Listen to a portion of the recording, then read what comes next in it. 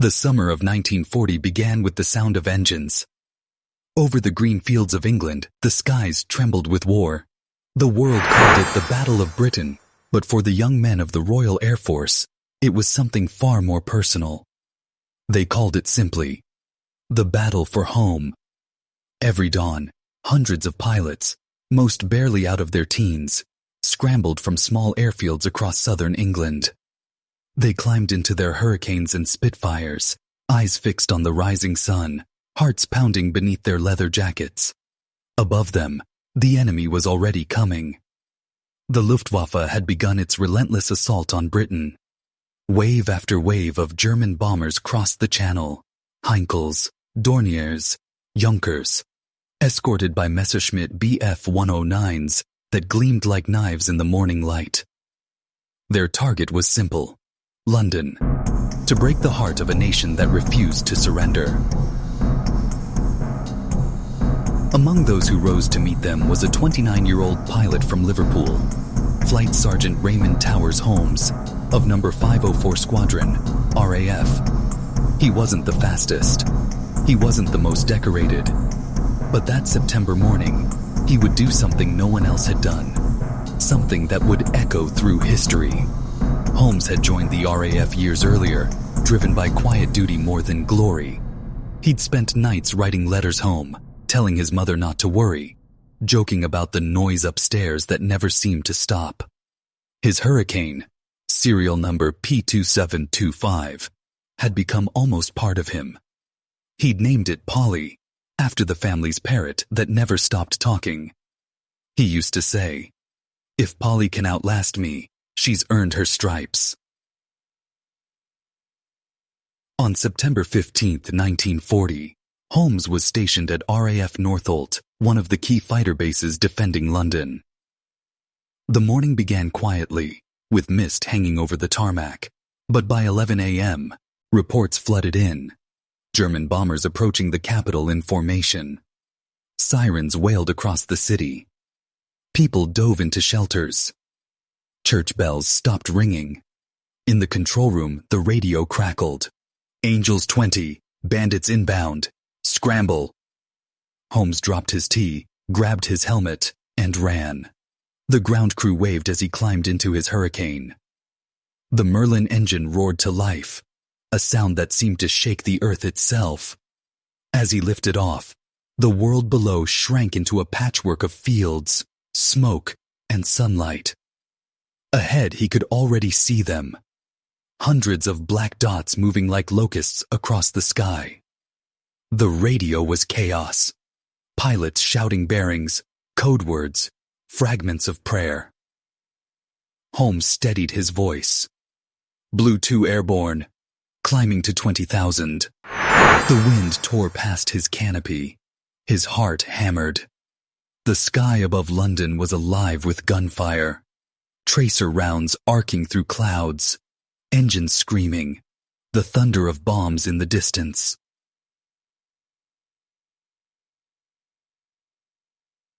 By noon, the air battle was chaos. Spitfires and Hurricanes twisted in every direction, diving through smoke and sunlight. Explosions bloomed like fireflowers against the clouds. Holmes spotted a Heinkel He-111 bomber breaking formation. Its engines were sputtering, but it was heading straight for central London. He radioed his squadron leader. "One Heinkel heading for the city. I'm going after him." He dove, throttle open, his Hurricane vibrating with strain. The Heinkel grew larger, its black cross visible on the fuselage, its gunner already firing. Bullets ripped past Holmes's canopy, shattering the glass. He ducked instinctively, closing one eye against the splinters. He pressed the trigger. Nothing. His guns had jammed. For a moment, everything went silent. The roar of engines faded. The world seemed to hold its breath. Below him, the Heinkel was less than a mile from London. Its target, Buckingham Palace. If it dropped its bombs, hundreds would die. Holmes glanced at his controls. Empty ammo, no chance of landing. He had one option left. He gritted his teeth and whispered to himself, "Right, Polly. One last dance." He pushed the throttle to full and aimed his hurricane directly at the bomber's tail. The impact came like thunder. Metal tore, wings shattered. The Heinkel split apart, its fuselage breaking mid-air. Holmes's own plane was ripped open, oil and flame pouring over the cockpit. For a second, he couldn't see, couldn't breathe. Then, silence again. He pulled the canopy release, unbuckled, and threw himself into the sky. The air tore the breath from his lungs. Below him, London stretched endlessly, rooftops, smoke, and the glint of the Thames. He watched his burning hurricane spiral downward, disappearing into the city below. He hit the ground hard in a narrow street, near Victoria Station, only a few hundred yards from Buckingham Palace. He was bruised, bleeding, but alive. As he staggered to his feet, a police officer ran toward him, astonished. "Are you all right, sir?" Holmes looked up, dazed, and managed a faint smile. "Yes, I think I just stopped someone from visiting the king." That afternoon, word spread like fire across London. A single RAF pilot had rammed a bomber to save the city.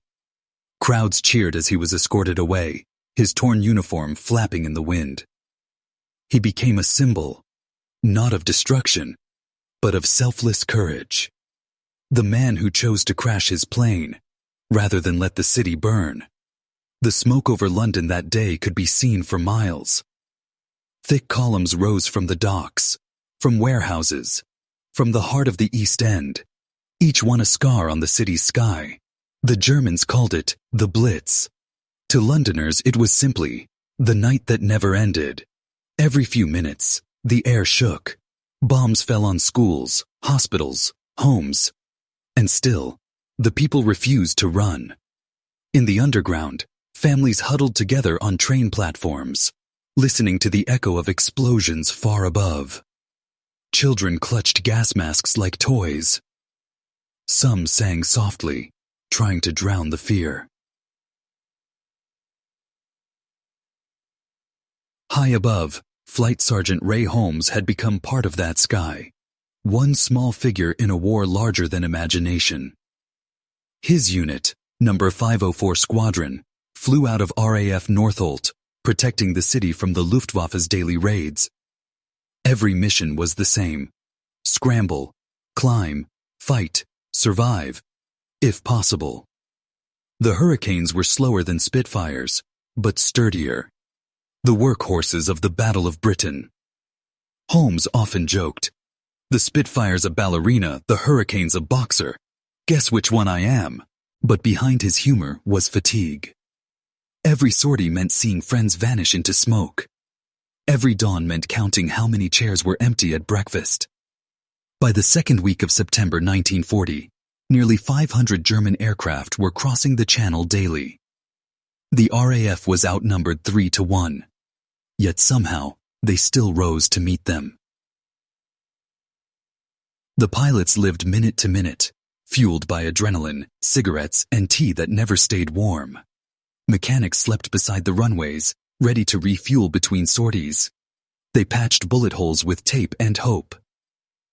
One afternoon, while waiting for the next alarm, Holmes wrote a short note in his logbook. "If today's the day, then let it be quick. Tell Mother I saw the sun from closer than most men ever will." He tucked the note behind his flight badge, a quiet goodbye that no one would read for decades. September 15th dawned clear.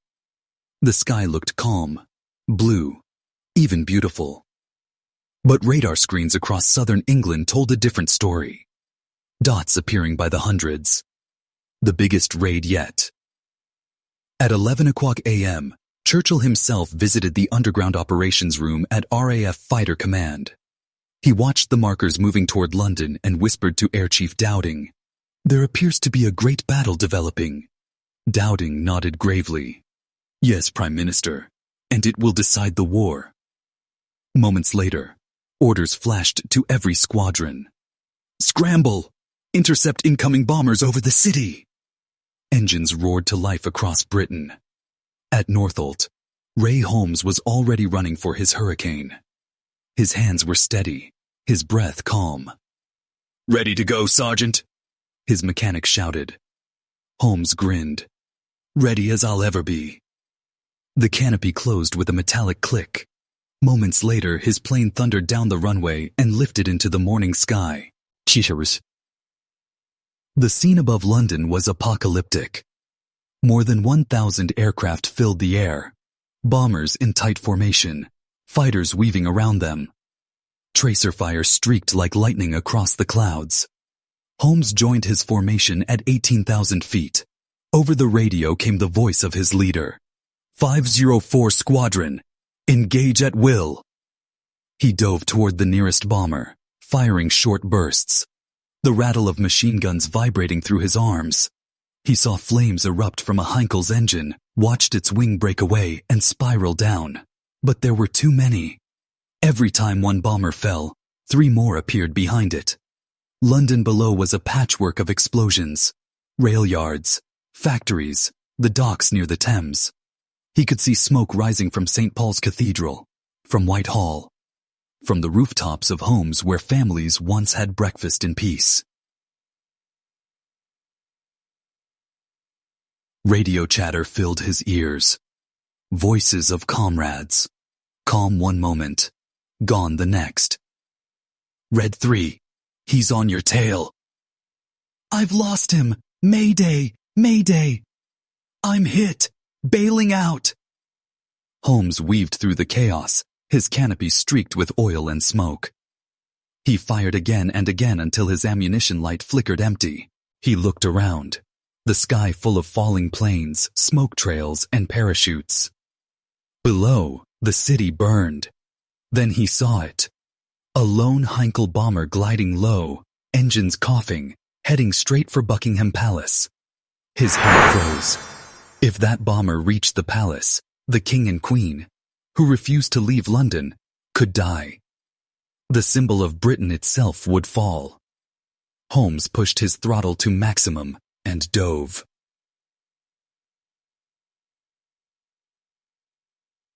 The bomber's gunner opened fire, bullets shattering Holmes's canopy. The wind howled through the cockpit. He wiped the blood from his forehead and tried to aim, but his guns were already empty. He could have turned back. No one would have blamed him. But that wasn't in him. He steadied his grip, muttering under his breath, "You're not getting through, not today." He lined up the enemy plane's tail in his sights. The Heinkel filled his view, its black crosses, its gunners still firing wildly. Holmes pushed forward. The impact came like an explosion, the Hurricane's propeller slicing into the bomber's tail.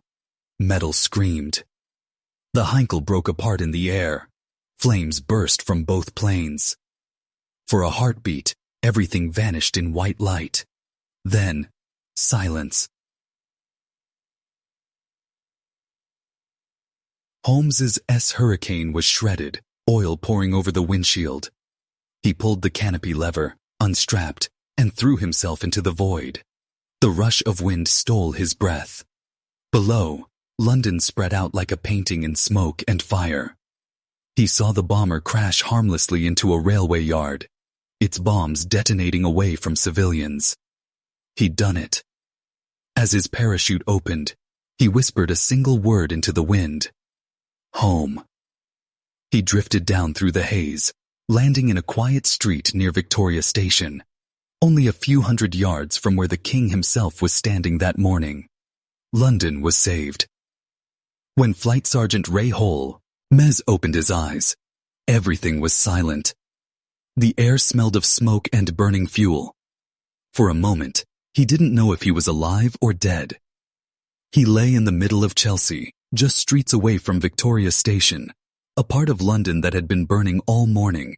Shards of glass glittered on the pavement. A bicycle lay twisted nearby. His parachute had snagged on a lamppost, fluttering gently in the wind. He could still hear the faint echo of sirens and distant anti-aircraft fire. He moved his hand. Pain shot through his side, but it meant he was still breathing. His RAF uniform was torn, the flight badge smeared with soot. He rolled over, coughing, and tried to stand. A young woman's voice cried out from across the street. "He's one of ours! He's British!" Within seconds, people began to appear. From doorways, from shelters, from behind broken cars. Men, women, children, all running toward the man who had fallen from the sky.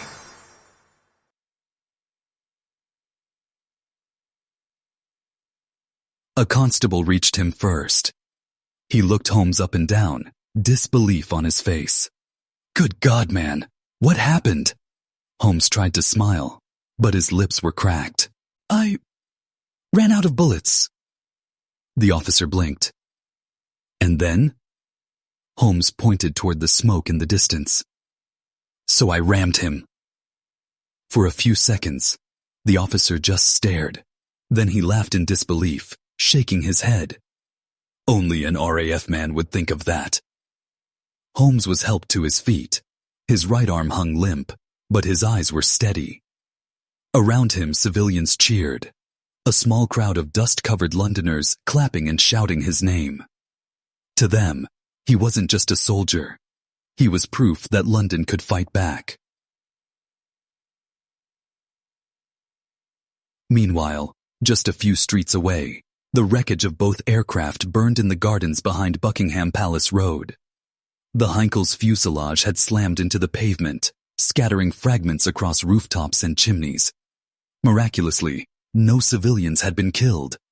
Reporters were already arriving, snapping photographs, interviewing witnesses. An elderly man told the press. He came out of nowhere, like a hawk out of the sun, hit the Hun clean out of the sky. Another said, "We saw his plane on fire, thought he'd gone. Then, suddenly, a parachute opened right above us. The whole street cheered." Holmes was taken to a nearby first aid post, a small shop converted into an emergency clinic. A nurse cleaned the cuts on his face, muttering, "You're lucky to be alive." Holmes gave a faint grin. Luck had nothing to do with it. Gravity did most of the work. Word spread quickly through the city. An RAF pilot had rammed a German bomber to save Buckingham Palace. The newspapers printed it within hours. Headlines screamed, "Lone hurricane pilot saves London. RAF hero rams enemy over palace. Lives." By nightfall, his name was known across Britain. But for Holmes, the glory meant little. As he sat on a stretcher drinking a cup of tea, his hand, shook. He could still see the faces of the enemy crew, the Heinkel's gunners firing until the last second. He didn't know if they'd survived. To him, war was not about hatred. It was duty. He'd once written in a letter home, "We don't hate them, really. We just have to stop them before they destroy everything we love." Now, as he looked at the smoldering horizon of London, he whispered quietly, "I did what I had to do." That night, the city was dark but unbroken. Fires still burned across the East End, but the palace stood untouched. The King and Queen had remained in London, visiting bombed areas, speaking to survivors. At 10 Downing Street, Churchill received the report personally. He read it once, then twice, before setting it down and saying softly, "That man embodied the spirit of Britain." In the days that followed, Holmes became a reluctant hero. He was photographed beside his wrecked hurricane, smiling shyly. Newspapers described him as the man who fought with his wings. Children wrote him letters of thanks. One note, from a girl in London, said, "Dear Mr. Pilot, my mummy says you saved us. I will pray for you every night." He kept that letter for the rest of his life. The RAF examined the wreckage of his hurricane and confirmed what few believed possible. He had deliberately rammed the German bomber after running out of ammunition. It was an act of courage, or madness, that defied logic, but defined bravery. Holmes was offered a medical leave, but he refused. When asked why, he said simply, "I'd rather be up there than down here thinking about it." A few days later, he visited the crash site again. The smell of oil still hung in the air. Children climbed on twisted metal, pretending to be pilots. A piece of his plane, the tail fin, had been carried to a nearby shop window. A hand-painted sign read, "The plane that saved the palace." Holmes stood quietly, looking at it for a long time. Then he took off his cap and whispered under his breath, "You did well, Polly. You did well." The morning after his crash, London was still smoldering. The fires had burned through the night, casting a red glow against the clouds. Yet, amid the ash and ruin, something new filled the air: hope. The people spoke of one man, one act that had defied the impossible. The pilot who'd rammed a bomber to save their city. His name was on every radio broadcast, every headline. For a nation exhausted by war, Flight Sergeant Ray Holmes had become a symbol, proof that courage could still rise from chaos. In the hospital ward at RAF Uxbridge, Holmes awoke to the smell of disinfectant and tea. His arm was bandaged, his face bruised, but his spirit was intact. He turned his head and saw a nurse smiling at him. "You're quite famous today," she said gently. He blinked, confused. "Famous? For crashing my plane?" She chuckled. "For saving the king's house."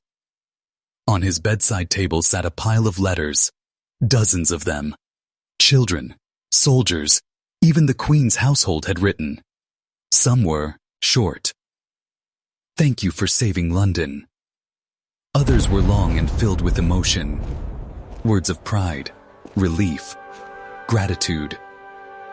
Holmes read each one slowly, his lips tightening with every line. He had never thought of himself as a hero. He was just doing his job. A few days later, a message came through from Buckingham Palace. The King and Queen wished to meet him. Holmes, still walking with a limp, was escorted to the palace in full uniform. The same building he had protected now stood quietly in the morning sun, its windows reflecting the sky he had once fought in. When he entered the room, the king extended his hand and said, "Flight Sergeant Holmes, you have done your country a great service." Holmes saluted, humbled. "Just doing my duty, sir." The Queen smiled warmly. "Then it is men like you who remind us why we stand tall." They spoke for several minutes, not as ruler and soldier, but as people who had both looked death in the eye and refused to bow. When he left the palace, reporters gathered outside shouting questions. One of them asked, "Would you do it again, Sergeant?" Holmes paused, then answered softly, "If London needed me, yes," without a second thought. Back at Northolt, his squadron greeted him like a brother returned from the dead. They had thought he was gone for good. Instead, there he was, grinning, still wearing his torn flight jacket, his hands bandaged but steady. His commanding officer clapped him on the shoulder. "You mad fool," he said, laughing. "You realize you took out a Heinkel with your plane?" Holmes smirked. "Couldn't let the chaps have all the fun." But beneath the jokes, he carried the weight of what he'd done. He'd survived, but so many hadn't. Every night, when the base went quiet, he would walk to the edge of the runway and stare into the dark sky. Somewhere up there, his friends still flew, names now carved on wooden boards in the mess hall. He once told a mechanic, "People cheer when you fall from the sky and live. They forget the others who fell and didn't." By October 1940, the Battle of Britain was drawing to a close.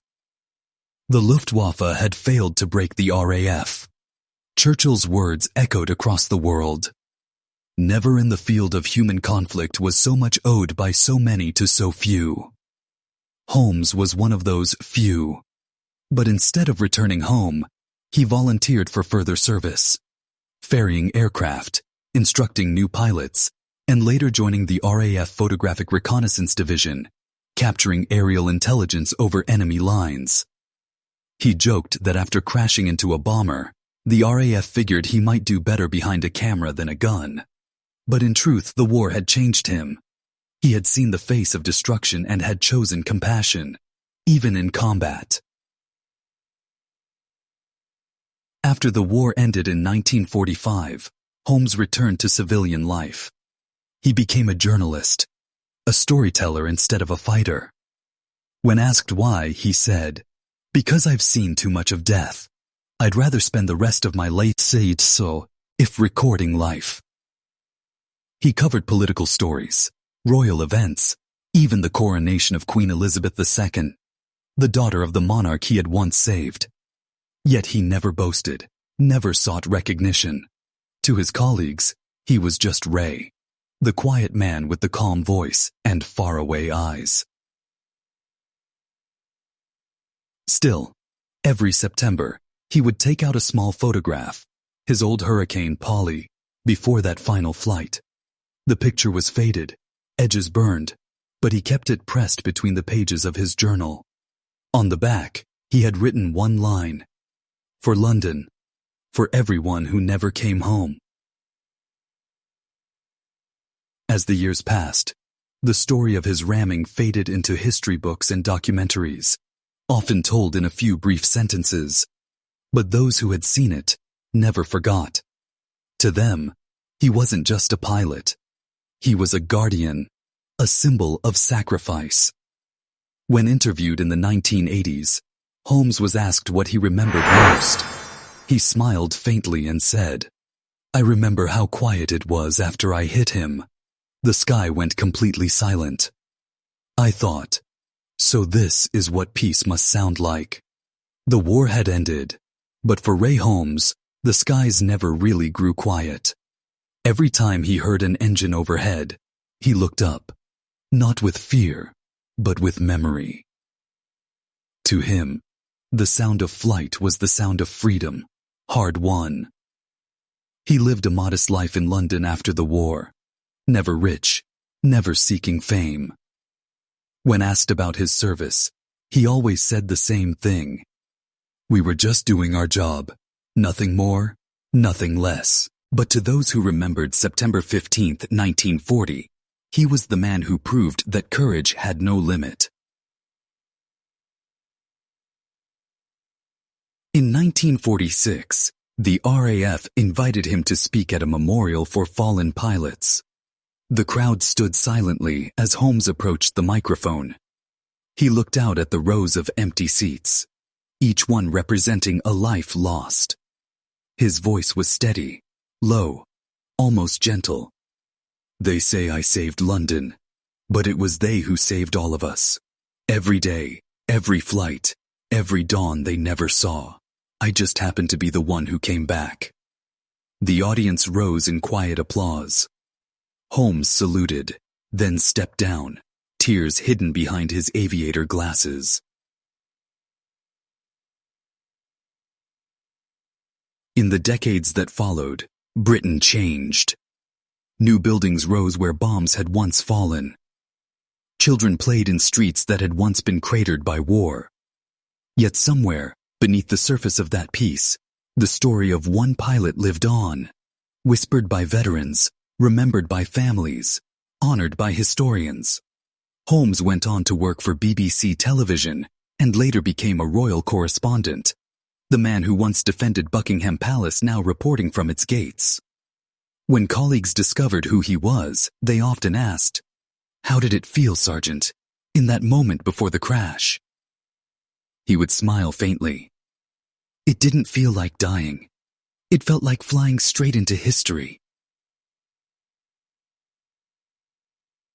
As the century turned, the world began to forget. But in September 2004, over 60 years after that fateful flight, history spoke again.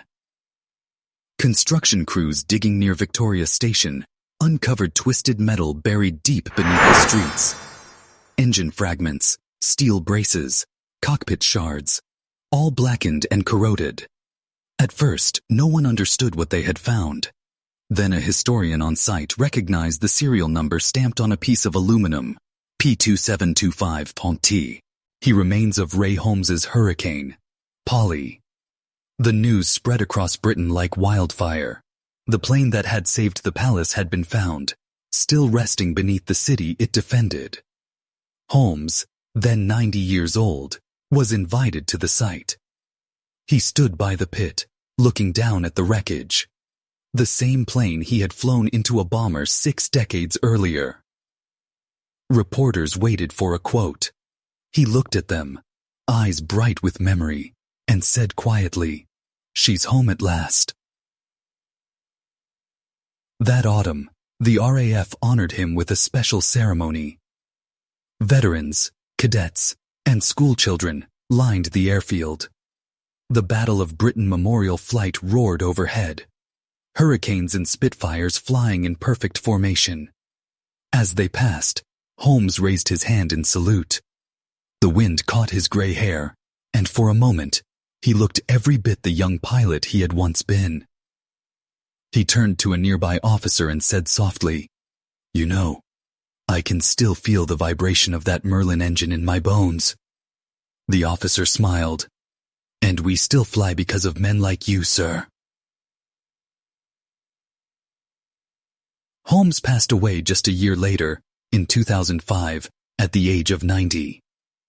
The RAF draped his coffin in the Union Jack and flew a single Hurricane overhead during his funeral. The same type of aircraft he had flown that September morning in 1940. Its shadow crossed the churchyard like a silent salute. Among his few possessions was the small photograph he had kept for decades. His Hurricane sitting on the tarmac, sunlight glinting off the fuselage. On the back were his handwritten words. "For London. For everyone who never came home." Today, at the RAF Museum in London, a section of his plane rests behind glass, bent metal, faded paint, and a simple plaque that reads, "Flight Sergeant Ray Holmes, RAF No. 504 Squadron, rammed an enemy bomber over London, September 15, 1940. To protect his country, he gave up his wings, but never his spirit." Visitors stand quietly before it, some in awe, some in tears. The display is small, but the story it tells is vast. The measure of one man's courage in a moment when the world needed it most.